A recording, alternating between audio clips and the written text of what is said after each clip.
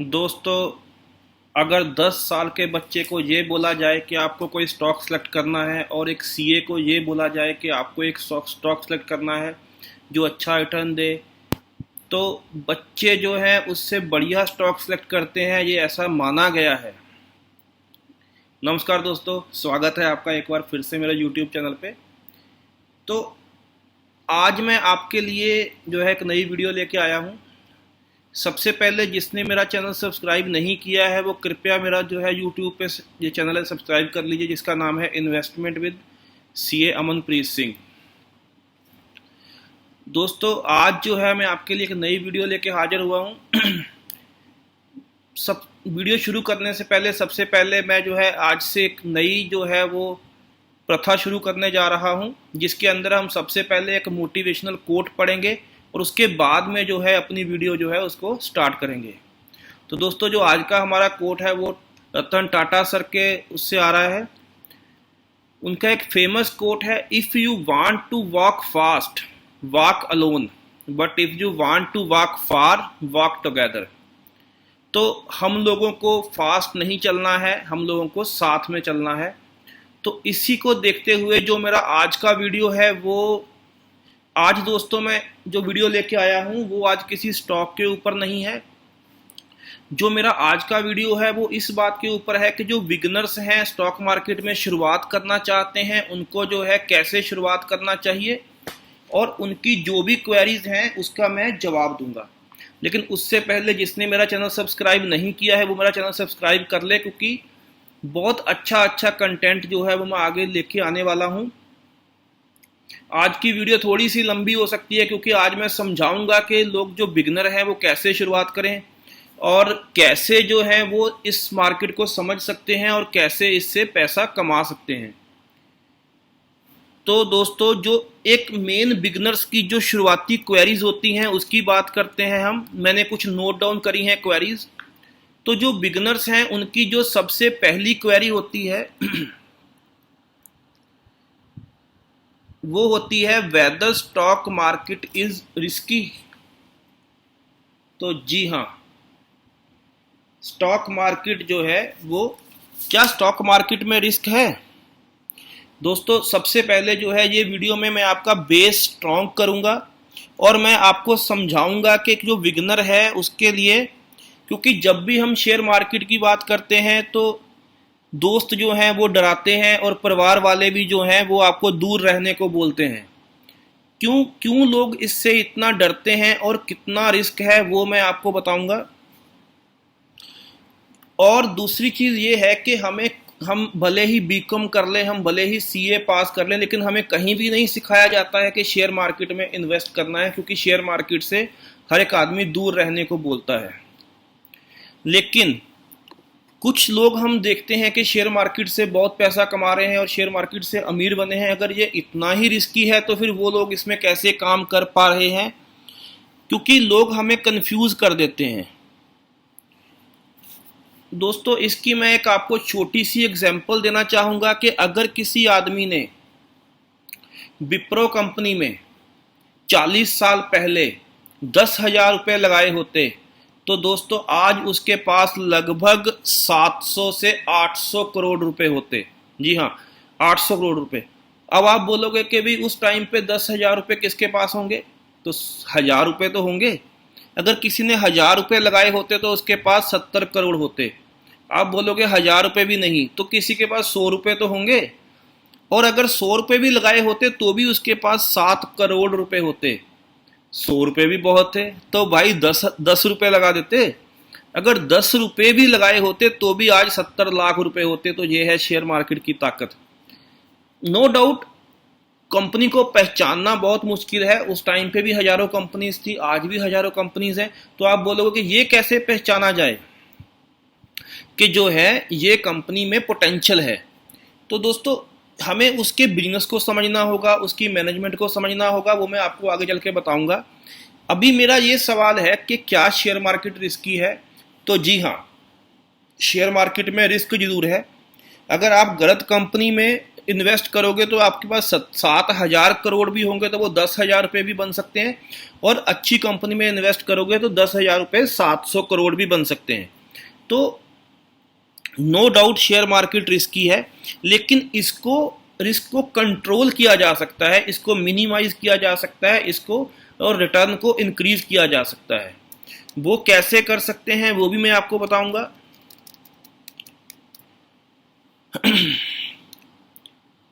तो ये मेरा जो फर्स्ट टॉपिक है कि how to minimise risk and increase wealth. तो दोस्तों इसके लिए क्या है कि हमें कंपनी के बारे में जानना होगा, कंपनी के प्रमोटर्स के बारे में जानना होगा। कंपनी शुरुआती दौर में ये थोड़ा सा मुश्किल काम लगता है, लेकिन जब आप धीरे धीरे जान जाते हो उसके बाद में ये आपके लिए आसान हो जाता है। शेयर मार्केट का सबसे जो गोल्डन रूल है वो ये है कि आपको लंबा रुकना होगा। जितना आप इसके अंदर लंबा रुकोगे उतने ही प्रॉफिट के चांसेस ज़्यादा हैं। तो सबसे शेयर मार्केट के अंदर आपको क्या करना है, आपको किसी भी एक स्टॉक के अंदर इन्वेस्ट नहीं करना है, 8 से 10 कंपनीज का एक बास्केट बनाना है, और हमेशा जो है अपने पोर्टफोलियो को डाइवर्सिफाइड रखना है। ये इसका पहला मूल मंत्र है रिस्क को कंट्रोल करने का। दूसरा जो है, शेयर मार्केट के अंदर हमें कोई 100 गुना रिटर्न नहीं चाहिए। नंबर 1, अगर हमें शेयर मार्केट जो है ऑन एन एवरेज हमें 18 से 20% एनुलाइज्ड रिटर्न देता है, 18 से 20% मिनिमम रिटर्न है जो शेयर मार्केट में मिल जाता है अगर आप मिनिमम 5 साल होल्ड करते हो। अगर आप मिनिमम 5 साल से ज़्यादा इन्वेस्टमेंट को होल्ड करते हो और 18 से 20% का आपको रिटर्न जो है वो मिनिमम मिल सकता है, जो कि एफडी के रेट से 3 गुना ज़्यादा है। अगर एफडी का रेट 6% है तो शेयर मार्केट में आप 18% एनुलाइज कमा सकते हो। और अगर आप शेयर मार्केट के सबसे बड़े धुरंधर की बात करो जो कि सर वॉरेन बफेट हैं, तो वो अपनी ज़िंदगी में उन्होंने 32% का एनुलाइज रिटर्न कमाया है। 32% से जो है उनकी वेल्थ इतने हज़ार करोड़ हुई है। तो इसलिए 18 से 20% जो रिटर्न है वो मुश्किल नहीं है, और इससे आप बहुत जो है आप मार्केट को बीट कर पाओगे। इसके लिए हमें कोई बहुत ज़्यादा बम्पर रिटर्न नहीं चाहिए। अब अगला सवाल जो आता है हमारे पास, जो हमें नॉर्मली बिगिनर्स पूछते हैं कि how much capital is required for investment. दोस्तों इस सवाल का जवाब जो है वो किसी के पास नहीं है कि कितना कैपिटल से शुरुआत करें। आपके पास जितना भी सरप्लस पैसा होगा आप मैक्सिमम वो फंड लगा सकते हैं, पर मेरा ऐसा मानना है कि अगर आप मिनिमम 1,000 रुपये पर मंथ भी स्टार्ट करें, शुरुआत में आप 1,000 रुपया हर महीने लगाएं और हर साल उसको 15% इंक्रीज करते जाएं। फॉर एग्जाम्पल, अगर आप 1,000 रुपया हर महीने लगाते हो तो आपने जो टोटल लगाया वो लगाया 12,000 रुपये। और अगर आप इस 1,000 को अगले हर साल बढ़ाते जाओ, 1,150 कर दो और सो ऑन, ऐसे ही आप इसको बढ़ाते जाओ, और अगर आप इसको 25 साल के लिए इन्वेस्ट करते हो और आप मिनिमम 15% भी रिटर्न कमाते हो तो भी आपका जो पैसा है वो 1 करोड़ रुपया हो जाएगा। तो इसमें ये मैटर ही नहीं करता है कि आपको मिनिमम कितने से शुरुआत करनी है, ये इंपॉर्टेंट नहीं है। इंपॉर्टेंट है कितना लंबा समय आप मार्केट के अंदर रुकते हो, ये ज़्यादा इंपॉर्टेंट है। और ये समझने वाली बात है। आप बोलोगे 1 करोड़ रुपया कैसे कैलकुलेट किया, तो मैंने SIP कैलकुलेटर से कैलकुलेट किया है। अब हमें इसमें ये डिसाइड करना होगा कि हमें 25 साल बाद कितना पैसा चाहिए। अगर हमें 5 करोड़ रुपए चाहिए तो हमें मिनिमम 5,000 रुपये हर महीने इन्वेस्ट करने होंगे। ये एक सिंपल थ्योरी है। अगला सवाल ये आता है कि हम शुरुआत कैसे करें। तो दोस्तों शुरुआत करने के लिए आपको एक डीमेट अकाउंट और एक ट्रेडिंग अकाउंट की ज़रूरत होगी। और इसके लिए कोई बहुत ज़्यादा रिक्वायरमेंट नहीं है। एक आपको आधार कार्ड, एक आपको पैन कार्ड और एक आपका बैंक अकाउंट होना जरूरी है। बहुत सारे डिस्काउंट ब्रोकर हैं जहाँ पे आप जाके अपना खाता खोल सकते हो। मेरा किसी भी ब्रोकर के साथ टाई अप नहीं है, मैं किसी को भी रेकमेंड नहीं करूँगा, सभी अपनी अपनी जगह ठीक हैं। आप कहीं पर भी जाके अपना अकाउंट खोल सकते हो। तो दोस्तों एक चीज़ आप जब हमेशा देखते हो, आपके दिमाग में एक सवाल आता होगा कि अगर सब कुछ ठीक है, अगर शेयर मार्केट इतना ही ठीक है, तो फिर इसका नाम इतना खराब क्यों है? तो उसका दोस्तों एक कारण है, वो है लोगों का माइंडसेट। शेयर मार्केट में कोई खराबी नहीं है, लोगों के माइंडसेट में खराबी है। लोग एक प्रॉपर्टी खरीदते हैं, उसको 10 साल बाद बेचते हैं, सॉरी 10 साल बाद भी बेचेंगे, और कई बार तो उसको पूरी जिंदगी नहीं बेचते और कहते हैं कि मैंने बहुत पैसा कमाया। और शेयर मार्केट में पैसा लगाते हैं और अगले ही दिन सोचते हैं कि दुगना हो जाए, और वो दुगना नहीं होता है तो कहते हैं शेयर मार्केट खराब है। सोना लेंगे, गोल्ड खरीद के रख लेंगे, कई कई साल घर में पड़ा रहेगा, उसमें कोई रिटर्न नहीं देखते, लेकिन शेयर मार्केट में आज इन्वेस्ट किया तो बोलेंगे कि आज ही हमें प्रॉफिट क्यों नहीं हुआ। तो दोस्तों इस हिसाब से मैं जो बताना चाह रहा हूँ कि शेयर मार्केट में कोई खराबी नहीं है, जो खराबी है वो है हमारे माइंडसेट में। तो जो अगला क्वेश्चन है कि क्या शेयर मार्केट में इन्वेस्ट करने के लिए हमें कोई रॉकेट साइंस चाहिए? क्या हमें कोई बहुत ज़्यादा इसके लिए नॉलेज की ज़रूरत है? तो दोस्तों ऐसा बिल्कुल नहीं है, ऐसा बिल्कुल भी नहीं है। आपको इवन कॉमर्स स्टूडेंट जो हैं वो भी शेयर को आइडेंटिफाई नहीं कर पाते, चार्टर्ड अकाउंटेंट तक भी नहीं कर पाते हैं, जो काम एक कॉमन सिंपल कॉमन मैन कर लेता है। इसमें कोई कम्प्लेक्सिबिलिटी नहीं चाहिए, हमें कोई इसमें जो है कम्प्लेक्स कैलकुलेशंस नहीं करनी होती हैं। ये मैं आपको एक स्टडी के माध्यम से बताऊंगा दोस्तों। यूएस में एक बार एक सर्वे हुआ जिसमें 8 से 10 साल के बच्चों को बुलाया गया और उनको बोला गया कि आप एक स्टॉक्स की बास्केट सेलेक्ट करिए, और चार्टर्ड अकाउंटेंट को भी बुलाया गया कि आप भी एक स्टॉक की बास्केट बनाइए। तो दोस्तों लॉन्ग रन में देखा गया कि जो बच्चों का पोर्टफोलियो था वो ज़्यादा चला, और जो सीए का पोर्टफोलियो था वो उसका रिटर्न कम रहा।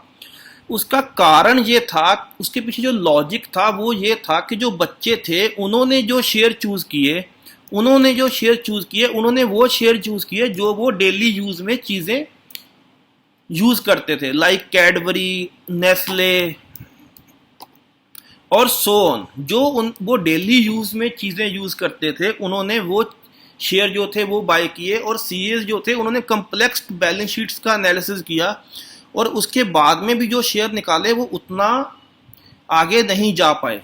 इसका मैं बेस्ट एग्जांपल जो है मैं आपको वो वॉरेन बफेट साहब का एग्जांपल देना चाहूँगा। जब वॉरेन बफेट साहब ने सबसे पहला इन्वेस्टमेंट किया था तो उसके पीछे उनका लॉजिक था, उन्होंने कोका कोला का शेयर लिया था। उन्होंने क्या किया कि वो ग्रोसरी स्टोर्स के बाहर जो खाली ढक्कन होते थे बोतल्स के वो इकट्ठे करने शुरू कर दिए। फिर उन्होंने उनको गिना कि सबसे ज़्यादा लोग किस कंपनी का कोल्ड ड्रिंक पीते हैं, तो उन्होंने देखा कि कोका कोला का कोल्ड ड्रिंक ज़्यादा बिकता है, तो उन्होंने उस तरीके से उसमें इन्वेस्ट कर दिया और वो इन्वेस्टमेंट उनकी बहुत सफल साबित हुई। तो मेरा कहने का मतलब ये है कि इसमें कोई कम्प्लेक्स कैलकुलेशन हमें नहीं चाहिए, जो कॉमन चीज़ें हैं वही इसके अंदर जो है वो चाहिए होती हैं। तो अगला क्वेश्चन जो है कि भाई हमें कौन सी बुक पढ़नी चाहिए, क्या चीज़ करनी चाहिए, ये मैं आपको बताऊंगा। लेकिन बताने से पहले मैं आपसे एक रिक्वेस्ट करूंगा कि कृपया मेरा चैनल जो है उसको सब्सक्राइब कर लीजिए, और मैं आपके लिए नई नई वीडियोस लेके आता रहूंगा, अच्छे अच्छे स्टॉक्स भी आपको सजेस्ट करूंगा, जो कि मेरा डेली यही टारगेट है। तो दोस्तों अगर मेरे हिसाब से देखा जाए तो जो मैंने अपने कैरियर में अभी तक जो बुक मैंने देखी है, मुझे सबसे बढ़िया बुक लगी है द इंटेलिजेंट इन्वेस्टर, और जो सेकंड मेरी बेस्ट बुक है वो है रिच डैड पुअर डैड, जो कि रॉबर्ट कियोसाकी की बुक है। ये बुक जो है ये मुझे अच्छी लगती है, और ये जो बुक है मुझे पर्सनली बहुत पसंद है। उसके बाद में कुछ बेसिक चीज़ें हैं कि स्टॉक को कैसे सिलेक्ट करना है, तो उसके लिए मेरे ख्याल से आपको उस कंपनी की एक्टिविटी देखनी चाहिए, उसके प्रमोटर की बैकग्राउंड देखनी चाहिए, उसमें पास्ट ट्रैक रिकॉर्ड देखना चाहिए, कंपनी का फाइनेंशियल्स की ग्रोथ देखनी चाहिए, YoY और क्वार्टर ऑन क्वार्टर क्या ग्रोथ है। ये कुछ सिंपल चीज़ें हैं जिससे आप देख सकते हो। और ये देखना चाहिए कि वो जो स्टॉक है वो लिक्विड होना चाहिए, वो इलिक्विड स्टॉक ना हो कि आपने आज खरीद लिया और दोबारा बेच ही नहीं पा रहे हो उसको, उसके अंदर लिक्विडिटी होनी चाहिए, ये बहुत ज़रूरी है। और इसकी सबसे अच्छी रेसिपी जो है वो मैं आपको एक ये देना चाहूँगा कि सपोज करो कि आप मुकेश अंबानी जी की तरह कमाना चाहते हैं, तो आप रिलायंस में इन्वेस्ट करिए, तो आप उनकी स्पीड से कमाना शुरू कर दोगे। सपोज करो आप रतन टाटा जी की तरह कमाना चाहते हो, तो आप टाटा कंपनी में इन्वेस्ट करिए, कौन रोक रहा है आपको। तो ये तो एक सिंपल एग्जांपल्स हैं कि प्रमोटर को देखो, प्रमोटर की बैकग्राउंड को देखो। हालांकि कोई भी बंदा कभी भी फेल हो सकता है, उसमें किसी की कोई गारंटी नहीं है, लेकिन जो रेसिपी है वो ये है कि भी अगर आदमी पिछले 30 साल से या 100 साल से चल रहा है तो डिफॉल्ट के चांसेस कम है रेदर देन जो नई कंपनी आज ही मार्केट में आई है। तो ये आपको रखना है। और दोस्तों ये जो मैं आपको टिप्स बता रहा हूँ ये सिर्फ बिगनर्स के लिए हैं। उसके अलावा जो है एडवांस वीडियोस भी मैं आगे आके लेके आऊँगा आपके लिए। टेक्निकल्स और फंडामेंटल्स जो मेरी वीडियो हैं वो नेक्स्ट आने वाले वीकेंड पे शायद मैं वीडियो लाऊंगा आपके लिए। और एक स्टॉक तो मैं डेली आपको देता ही हूँ। तो सबसे पहले तो जो अभी तक जिसने मेरे चैनल को सब्सक्राइब या लाइक नहीं किया है वो प्लीज़ सब्सक्राइब कर लो और मेरी वीडियोस को शेयर कर दो, क्योंकि मैं भी चाहता हूं कि मैं भी इसी चीज़ से मोटिवेट रहूंगा अगर आप मेरी वीडियो को देखोगे, उसको लाइक करोगे और उसको सब्सक्राइब करोगे। इसके अलावा अगर आप बिगनर हो और आपकी कोई क्वेरी है तो आप प्लीज़ इसको कमेंट बॉक्स में लिखिए। हालांकि ये मेरा वॉल्यूम 1 है, मैं इसके आगे भी वॉल्यूम्स लाता रहूँगा आपके लिए, लेकिन ये मेरी कंप्लीट गाइड है एक बिगनर के लिए। और उसके अलावा जो आपकी क्वेरी है वो आप मुझे कमेंट बॉक्स में दीजिए ताकि मैं उसको सॉल्व कर पाऊँ। और दोस्तों मैं एक आपको छोटी सी एग्जांपल देना चाहूँगा आइशर मोटर कंपनी की। अगर किसी आदमी ने 2004 में आइशर मोटर कंपनी में 1 लाख रुपए इन्वेस्ट किए होते, जहां उसने इसी कंपनी का बुलेट बाइक जो एनफील्ड है, रॉयल एनफील्ड बाइक है, वो खरीदा होता, तो आज उसके में क्या फर्क होता। अगर आपने बुलेट बाइक लिया होता तो आप 1 लाख रुपए से ऊपर का उसमें पेट्रोल भी जो है वो कंज्यूम कर लेते। और अगर आपने 1 लाख रुपए का शेयर लिया होता तो आज जो उसकी वैल्यू निकल के आ रही है वो है 3,84,00,000। मतलब अगर आपने बुलेट ना लेके उसको शेयर लिए होते तो आज आप लगभग 5 लैंड रोवर गाड़ियां खरीद सकते हो। तो ये है स्टॉक मार्केट की पावर। चेक करने के लिए आप देख सकते हो इस कंपनी ने कब कब डिविडेंड दिया, कब कब इसने बोनस दिया है, कब कब इसने स्प्लिट दिया है। तो ये तो है कि लंबा समय रुकना ही इसमें की है, एक मतलब जो है बिगनर के लिए। और दोस्तों कोई भी अपनी क्वेरी होगी तो आप लिंक में प्लीज़ बताइए, क्योंकि वीडियो बहुत ज़्यादा लंबा हो चुका है। और मेरी नई नई वीडियोस की नोटिफिकेशन पाने के लिए मेरे चैनल को सब्सक्राइब और लाइक कर लीजिए। थैंक यू दोस्तों।